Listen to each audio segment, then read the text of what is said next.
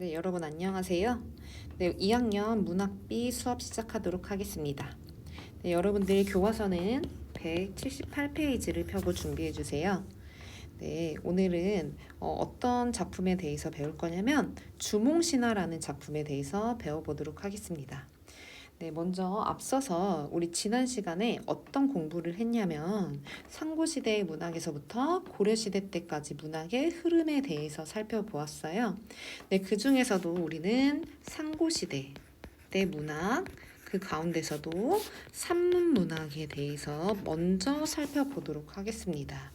네, 상고시대 때 산문문학의 특징으로는 뭐가 있었냐면 건국신화가 많이 창작되었다라는 거예요. 그래서 우리가 오늘부터 살펴볼 이 주몽신화라는 작품은 건국신화의 대표적인 작품 중에 하나라고 볼 수가 있고요. 네, 이 주몽신화는 여러분들이 잘 알고 있듯이 고구려의 건국신화가 되겠습니다. 네, 그럼 이때 이 주몽이라는 사람은 여기 그림에서 볼 수 있듯이 활을 잘 쏘는 사람이라는 의미가 되는 거죠. 결국엔 이 주몽이라는 사람이 고구려를 건국했는데 어떠한 그 내력이 있는지 그 신화의 내용을 지금부터 살펴보도록 하겠습니다. 네, 교과서를 볼까요? 네, 교과서에 여러분 맨 상단에 감상열기라는 부분부터 좀 살펴볼게요. 네, 이 작품은 고구려를 건국한 주몽이라는 사람의 무엇을 다루고 있냐면 영웅적 일생을 다룬 건국신화입니다.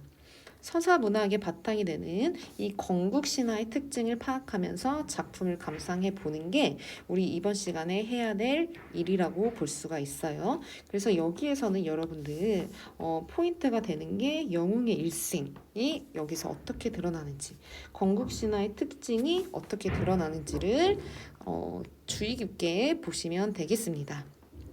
네, 먼저 영웅의 일생에 대한 이야기를 안 할 수가 없어요. 자, 그 이야기를 먼저 하도록 할 테니 여러분들 교과서를 좀 쭉 뒤로 넘길게요. 넘겨서 몇 페이지를 펴시냐면 183페이지를 펴세요. 183페이지의 가운데에 보면은 지식창고에 영웅의 일대기 구조라고 나와 있죠.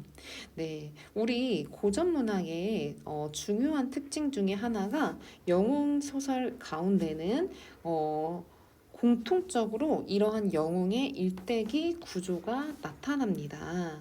자, 이 영웅의 일대기 구조가 이 주몽신화에서부터 생겨났다고 이제 보시면 돼요. 이 주몽신화의 영웅의 일대기 구조가 어떻게 드러나는지를 우리 살펴보도록 할 거예요. 먼저 그럼 영웅의 일대기 구조가 어떻게 구성되어 있는지 알아야겠죠. 한번 읽어보도록 하겠습니다.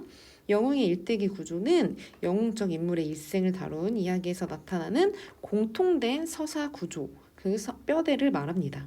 영웅 일대기의 주요 서사 구조를 요약하면 다음과 같아요. 첫 번째, 주인공은 고귀한 혈통이고 비정상적으로 출생하고요. 두 번째, 주인공은 어려서부터 비범한 능력을 발휘하기도 하고요. 그리고 세 번째, 주인공은 일찍 가족과 헤어지거나 버려지는 등의 고난에 부딪힙니다. 자, 첫 번째 고난이에요. 자, 아주 어렸을 때부터 이런 가족과 헤어지는 그런 고난에 부딪히는데 이때 누구를 만나냐면 구출자나 또는 양육자를 만나게 되어서 이제 도움을 많이 받아요. 자, 그 다음에 다섯 번째, 이제 주인공은 다시 위기를 맞게 됩니다. 네, 반드시 위기가 있어야지 이 위기를 극복하고 위협을 달성해서 결국엔 영웅이 탄생하게 되는 거죠. 이게 영웅 소설에 등장하는 영웅의 아주 전형적인 일대기 구조라고 볼 수가 있습니다. 네, 계속 읽어보겠습니다. 이런 영웅 일대기 구조는 한국 문학에서 영웅 서사 문학의 기본 구조가 되었고 신화, 영웅 서사시, 영웅 소설, 신소설 등에서 두루 나타나게 되었습니다. 영웅 일대기 구조가 나타나는 대표적인 작품으로는 우리가 지금 배울 주몽신화, 이것 외에도 홍길동전, 유충렬전 같은 작품들이 있죠. 근데 이 영웅의 일대기 구조가 어떻게 이 작품에서 드러나는지에 좀 주목하면서 이 작품 주몽신화를 한번 감상해 보도록 합시다. 네, 다시 178페이지로 돌아오겠습니다. 네, 우리 글을 읽기 전에 이 그림을 잠깐만 볼까요? 네, 이 그림은 지금 누가 나오냐면 주몽과 그 다음에 유화라는 인물이 나오고 있어요. 자, 이 주몽은 주몽신화의 주인공이죠. 천재의 아들인 해모수와 유화 사이에서 태어났네요. 그러면 천재의 아들은 해모수는 이 주몽의 아버지가 되고 유화는 이 주몽의 어머니가 되겠죠. 네. 근데 유화는요, 자, 물을 맡아 다스리는 신인 하백의 딸이에요. 됐어요? 그러면 이 주몽은, 자, 천신과 주몽에게는 천신의 피도 흐르고요. 그 다음에 수신, 물의 신, 수신의 피도 흐르는 것을 알 수가 있죠. 자, 어떤 존재가 되는 거예요? 신성한 존재가 될 수밖에 없겠죠. 그래서 이 주몽신화라는 이 신화를 들은 백성들은 우리를 통치하는 이 지배층들이 매우 신성한 존재구나라는 어떤 자부심을 가지면서 삶을 살아갈 수가 있겠죠. 그런 기능을 하는 게 이 주몽신화라는 작품이 되겠습니다. 네, 이 정도로 알아두시고 자, 작품을 한번 함께 읽어보도록 할게요. 고구려는 곧 졸분 부여이다. 지금의 화주 또는 성주라고도 하나 이는 모두 잘못이다. 졸분주는 요동 방면에 있다. 국사 고려본기에는 다음과 같이 기록되어 있다. 시조 동명성제의 성은 고씨이며 이름은 주몽이다. 이에 앞서 북부여의 왕 해부르가 이미 동부여로 피해 갔으며 부르가 세상을 떠나자 금화가 왕위를 계승했다. 이때 금화는 태백산 남쪽 우발수에서 한 여자를 만나 누구인가를 물으니 여자가 말하기를 나는 하백의 딸로 이름은 유하인데 여러 아우들과 논일고 있을 때에 한 남자가 나타나 자기는 천재의 아들 해모수라고 하면서 나를 웅신상 및 압록강가에 있는 집 속으로 깨어 남몰래 정을 통해 놓고 가서는 돌아오지 않았습니다. 그래서 우리 부모는 내가 중매도 없이 혼인한 것을 꾸짖어 마침내 이곳으로 귀양을 보낸 것입니다. 라고 이야기를 하고 있습니다. 지금 인물이 나오고 있는데 자, 어떤 인물이 나오냐면 금화라는 인물이 나오고요. 그 다음에 유화라는 인물과 그리고 해무수라고 하는 인물이 나오네요. 자, 그러면 여기 볼게요. 자, 아까 이야기했듯이 유화는 하백의 딸로 이름이 유화예요. 자, 수신의 딸이 되는 거죠. 수신. 그리고 자, 누구를 만났어요? 이 유화가 천재의 아들 해모수를 만나게 되는 거죠. 자, 수신과 천신이 만나서 이제 정을 통하게 됐고 결국에는 누가 태어나게 됐다?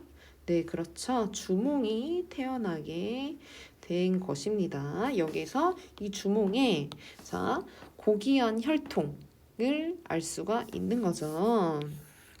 자, 어쩌고저쩌고 가서는 돌아오지 않았습니다. 그래서 여기에서 첫 번째 영웅적인 특징이 드러나게 되네요. 자, 이 보라색으로 필기를 하겠습니다. 자, 영웅의 일생 중에서 주몽의 고귀한 혈통이 여기서 드러나죠. 그리고 신의 자손이니까 신성성도 느낄 수가 있겠죠. 네, 그 다음에 볼게요.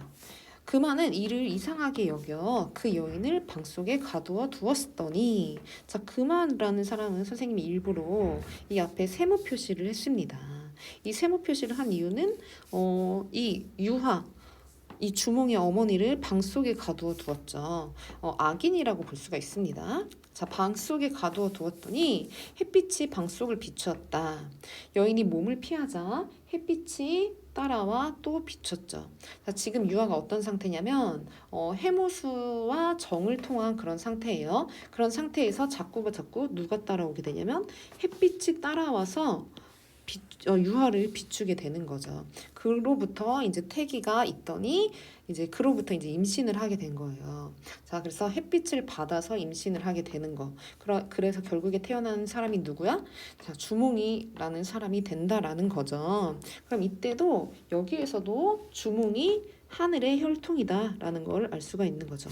주몽이 하늘의 혈통임을 드러내고 있습니다. 자, 그런데 또 여기서 하나만 더 이야기를 할게요. 그런데 왜 달빛도 아니고 그리고 별빛도 아니고 햇빛일까요? 네, 이거는 그 당시에 사람들이 햇빛을 숭배하는 그런 사상을 가지고 있어서 그렇기 때문이에요. 자, 그래서 여기서는 또 무엇도 알 수 있냐면 태양 숭배 사상, 그리고 햇빛이니까 하늘 숭배 사상. 하늘 숭배 다시. 하늘 숭배는 다시 다시 천신. 네, 하늘의 신, 천신 숭배 사상이 있음을 알 수가 있습니다. 자, 그로부터 이제 태기가 있어서 무엇을 낳았어요? 네, 알 하나를 낳았어요. 알. 왜 하필 알을 낳았을까요? 자, 이 알은 어떤 상징을 지니냐면, 자, 아기가 알 속에서 이 알을 깨고 다시 한 번 더 나와야 된다라는 의미가 있는 거예요. 그래서 다시 태어나는 것을 전제로 하고 있다라는 것은 새로운 국가를 건설할 거라는 그런 상징성을 가지고 있다고 볼 수가 있는 겁니다. 자, 여기다 정리를 하겠습니다. 현실의 질서를 깨뜨리고 새로운 세계의 질서를 세우는 것을 의미한다. 새로운 국가가 생길 것이라는 것을 이미 전제를 하고 있다고 볼 수가 있습니다. 자, 알 하나를 낳았는데 크기가 닷대들이만 했다. 네. 자, 여기에서도 또 무엇을 알 수가 있냐면, 이건 조금 이따가 할게요. 자, 어쨌든 읽어보도록 하겠습니다. 왕은 그것을 버려 개와 돼지에게 주었으나 모두 먹지를 않았고요. 그리고 길에 또 내다 버렸어요. 소와 말이 모두 그 알을 피해서 지나갔습니다. 그리고 또 들에다가 이제 내다 버리게 되는 거죠. 지금 여기에서는 무엇을 알 수가 있냐면, 알에서는 결국엔 누가 나오겠어요? 네, 그렇죠. 주몽이라는 사람이 나오겠죠.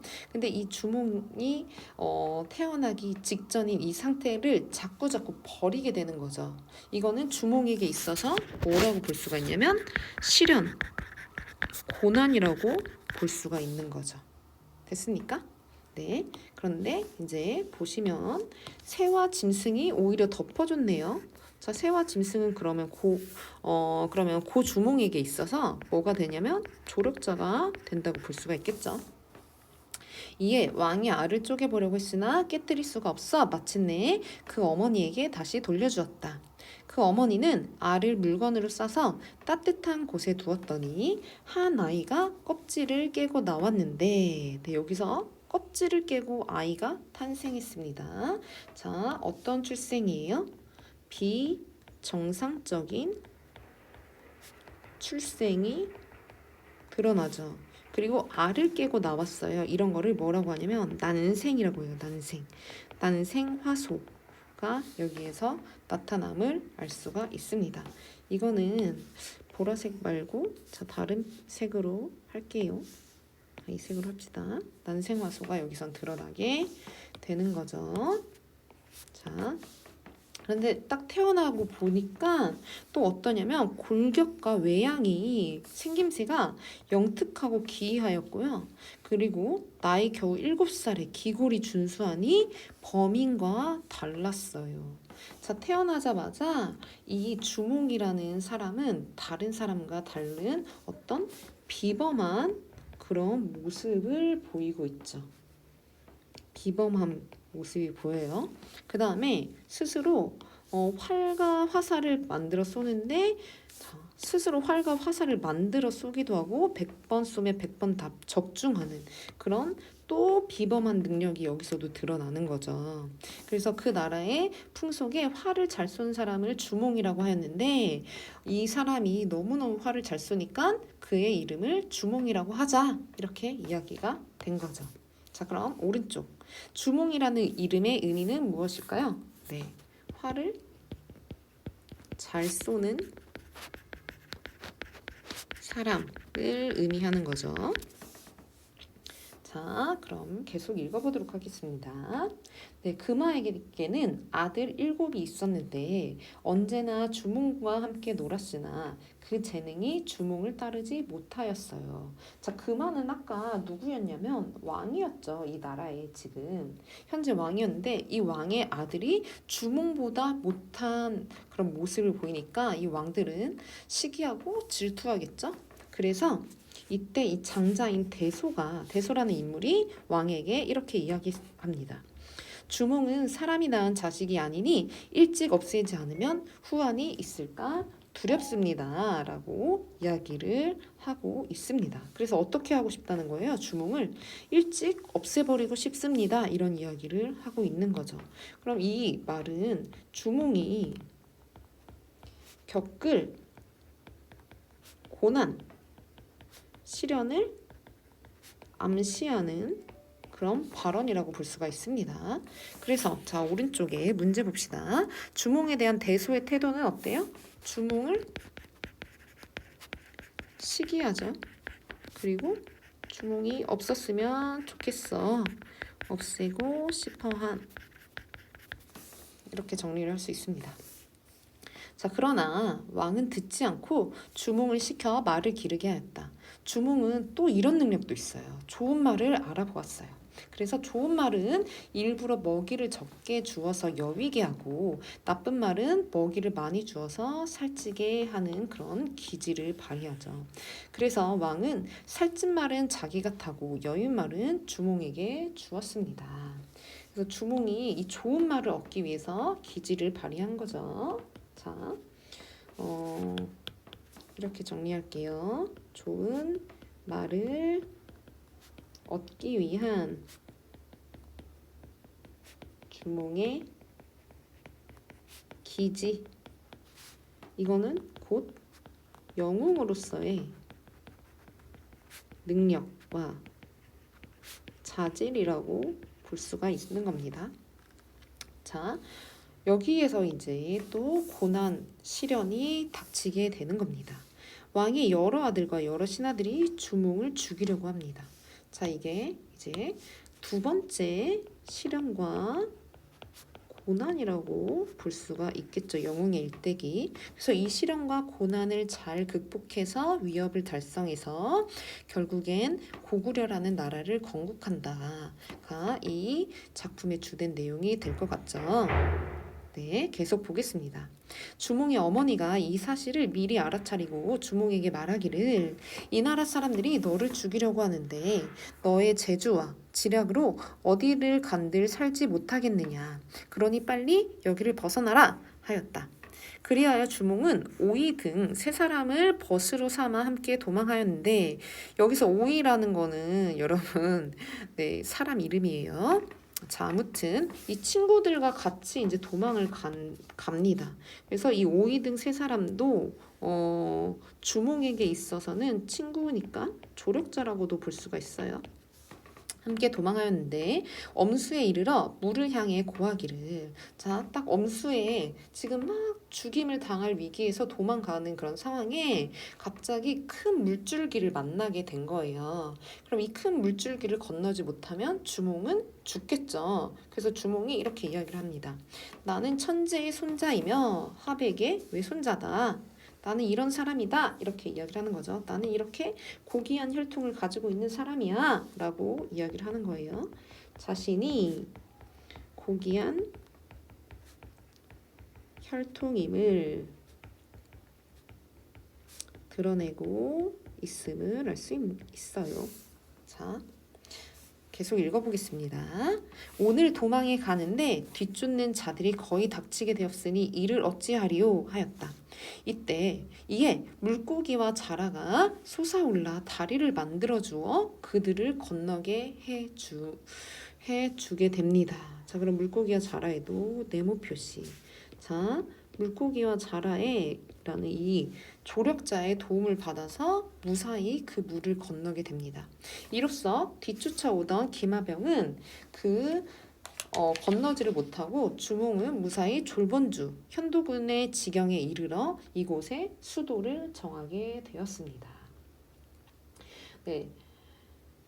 그러나 미처 궁시를 지을 겨를이 없어서 다만 비류수 위에 집을 지어 거처하면서 자, 결국엔 어떤 나라를 세웠어요? 국호를 고구려라고 정하였죠. 지금 여기에서 이 물고기와 자라의 도움을 받아서 시련을 극복하고 고구려라는 나라를 건국하게 되는 거죠. 위협을 달성하게 됩니다. 네, 고구려의 건국 시조가 되게 되는 거죠. 이나여 고로서 성을 삼았고요. 본성은 원래 해모수의 아들이었으니까 해였죠. 해였으나 천재의 손자로 햇빛을 받고 나왔다 하여 스스로 고로서 성을 삼았습니다. 이때의 나이가 겨우 12살이었는데 한나라의 효연제 건소 인형 갑신에 즉위하여 왕이라고 스스로 일컫게 되었죠. 스스로 시조가 된 거죠. 고구려가 제일 융성하던 때는 21만 508호나 되었다라고 하면서 이 작품이 끝이 납니다. 네, 지금 이 작품은 고구려의 건국 신화이고요. 고구려가 어떤 과정을 거쳐서 주몽이라는 사람이 건국을 하였는지에 대한 내용이 나오고요. 그리고 특히 여기에서 건국 신화 측면에서 중요한 점은 뭐냐면 신성성이 있다라는 거. 그리고 작품 전체적으로 영웅적인 일대기가 드러난다라는 거까지 알고 계시면 되겠습니다. 자, 그러면 넘겨서 학습 활동으로 정리하도록 합시다. 네, 1번 보겠습니다. 이 작품을 감상하고 사건의 흐름에 따라 주몽의 생애와 관련된 내용을 정리해보자. 주몽의 생애네요. 결국엔 주몽이 이 고구려를 건국한다라는 점에서 영웅이라고 볼 수가 있는 거고요. 지금 이렇게 고귀한 혈통, 비정상적 출생 쭉 이렇게 나온 게 영웅의 일생이라고 볼 수가 있는 거죠. 아까 뒤에서 봤던. 자, 그럼 하나씩 정리를 하도록 할까요? 자, 주몽은 고귀한 혈통을 가지고 태어납니다. 누구의 자손이에요? 네, 천재의 아들 해모수와 하백의 딸인 유아의 아들이죠. 자, 쓰겠습니다. 주몽은 천재의 아들인 해모수와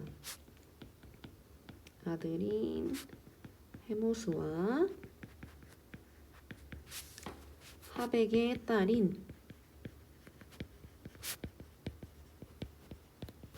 유하의 아들인 천신과 수신의 천신과 수신의 자손이 되는 거죠. 그리고 남들과는 다르게 태어납니다. 자, 유하가 햇빛을 받아서 무엇을 낳았어요? 그렇죠. 알을 낳았어요. 그리고 이 알 속에서 누가 태어났죠? 주몽이 태어나게 되었죠. 네. 그리고 이 알이 계속 버려지게 되는 거죠. 금화왕이. 네. 여기서는 고난, 시련 첫 번째가 되는 거죠.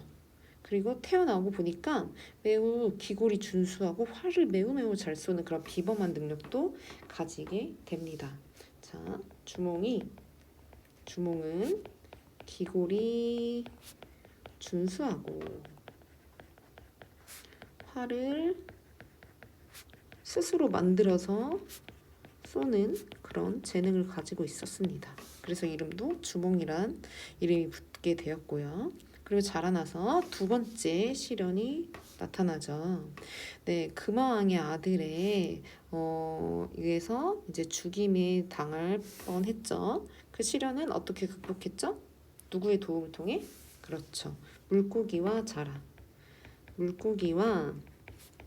자라의 도움을 받아 위기를 넘기게 되었습니다. 그래서 결국엔 고구려를 건국하고 자, 성씨를 고로 삼아 시조가 된 거죠. 네, 이런 일대기 구조, 주몽의 생애와 관련돼서 지금 살펴보았고요. 자, 2번으로 넘어가겠습니다. 문학과 역사의 관계랑 함께 생각해서 보면 됩니다. 자, 2번. 다음 글을 참고하여 이 작품이 고구려 백성들에게 어떤 의미를 지녔을지 말해보자. 네, 아까 처음 시작할 때 선생님이 이야기했지만 우리를 다스리는 사람이 이런 신의 피가 흐르고 있다? 이렇게 신성한 사람이 우리를 통치를 한다? 라는 점에서 자부심을 갖게 되는 거고요. 그 다음에 우리는 이러한 사람의 자손이야 라고 하면서 우리끼리 똘똘 뭉치게 되는 그런 기능을 하게 해주는 게 이 건국신화의 역할이라고 보시면 되겠습니다. 일단 네모 박스 읽어볼게요. 건국신화란 나라의 기원, 시조, 건국 등을 신성화한 이야기를 말합니다. 자, 신성화한다는 것은 특정 인물이나 여기서는 주몽이 되겠죠. 그의 행위가 신적인 위상으로까지 떠받들어진다라는 것을 의미한다. 따라서 건국신화는 특정 인물이 나라를 세웠다는 역사적 사실에 기반을 둔 이야기이면서도 그 인물의 건국 행위를 신성화하고 그를 신격화한 이야기라고 볼 수가 있습니다. 네, 자 그래서 이렇게 정리를 할 수가 있겠죠. 백성들에게 어떤 의미를 주냐. 자, 신성한 인물이 통치하는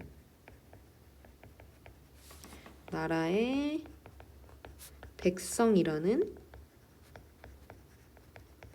자부심을 느끼게 만들죠. 이 주몽신화라는 게. 그 다음에 신성한 국가로서의 정체성을 이 작품을 통해 확인함으로써 공동체적 일체감을 조성한다고 볼 수가 있습니다. 네, 이 건국신화라는 건 어떻게 보면은 목적이 있는 그런 갈래라고도 볼 수가 있는 거죠. 네, 잘 백성들을 통치하기 위한 그런 방법 중에 하나라고도 볼 수가 있다라는 거예요. 자, 오늘은 여기까지만 살펴보도록 할 거고요. 다음 시간에 한번 복습하고 그리고 뒤에 있는 여기 단군신화와 주몽신화를 좀 비교해 보는 활동을 한 다음에 선생님이 지난주에 나눠준 학습지로 마무리를 하는 시간을 갖도록 하겠습니다. 네, 오늘 고생 많으셨고요. 혹시 질문이나 궁금한 점이 있으면은 얼마든지 구글 클래스에 올리시면 되겠습니다. 네, 고생하셨습니다.